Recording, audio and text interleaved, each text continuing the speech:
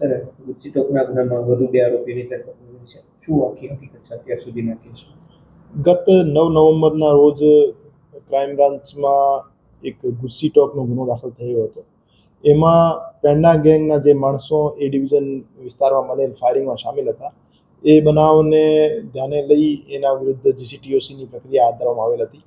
આ ગુનામાં કુલ 17 આરોપી હતા, જેમાં 15 આરોપી પોલીસ કસ્ટડીમાં હતા અને અમુકને પકડી લીધેલ હતા.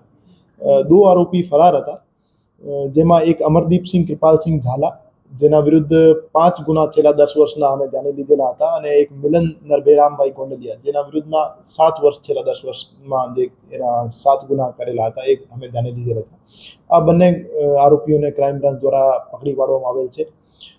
આ બંને વિરુદ્ધ મારામારી, ખૂનની કોશિશ અને મની લોન્ડરિંગ જેવા ગુના દાખલ થયેલા છે.